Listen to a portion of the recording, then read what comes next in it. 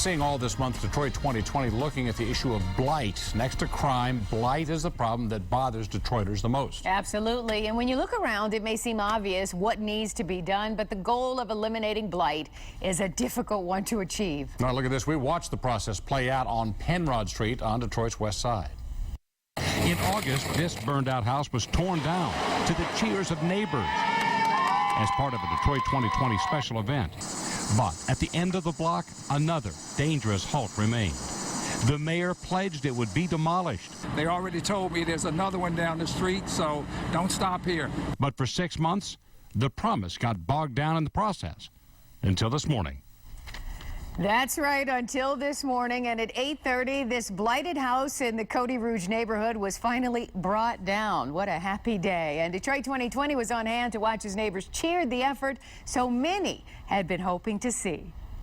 One of those Detroit eyesores the mayor promised us live on television that would be torn down is right here at 9301 Penrod Street. This morning, bright and early, the bulldozers rolled over this blighted corner. Knock it down! Yay! And neighbors who had been asking city officials and Detroit 2020 for help I'm so glad. got their wish. This home, which has been a dangerous haven for so long, came crashing to the ground. And this tight-knit block, where neighbors have lived together for years, the demolition could not have come soon enough. We wanted this one gone worse than we wanted the other one, you know, because it was such a danger to it. And this woman, who was robbed near this home 20 years ago and has an 8-year-old child, is thrilled. This potential threat is now gone. I'm excited. I mean, because this has been a long time coming. This house has been sitting here for a while now. Our youth council, when they were out here, they identified this as one of the houses that they wanted to see come down. Mayor Dave Bing and the city of Detroit have been doing their part, demolishing nearly 7,000 homes in the city. Arthur Edge is a Detroit building inspector who was on hand this morning to oversee this project. He says they've torn down more than 100 homes in this neighborhood within the last month. But for him, it's more than just a job, because he lives in this neighborhood. Any house come down, whether it's in my community or anywhere else in the city, because I take the city as my neighborhood, my neighborhood all over. We're told all of the debris should be gone no later than tomorrow, and from the smiles on the faces of the people who call this community home, it is one happy day. So how are you feeling today? Hey, great, great, great, great. Thumbs up for Channel 7 in 2020, because this is great. Great, great, great. Yeah, that so reminds me, we were there in August when they took that other house just up the street from that one. Right, they took that down, and neighbors were just absolutely thrilled to see that one go. Absolutely. But they also told us the one that you were there to watch take down this morning was actually a bigger eyesore, had been there for longer. So it's great that one finally came down. Yeah, police were falling to the floor and everything. Now, when it comes to demolitions, neighbors are often frustrated because they seem so hit and miss, and contractors say it takes a lot of time and takes a lot of money. But now there may be a better way to clear out blighted buildings. Jeff Vaughn has more on a pilot project. It was the mystery demolition that had reporters looking for someone with answers and neighbors looking for someone to thank. In the end, we learned a large swath of land was cleared by a family known more for building homes than demolishing them. 24-year-old Bill Pulte looked slightly nervous as he spoke to reporters a couple of weeks ago. He was talking about the results of an idea he had while reading the paper.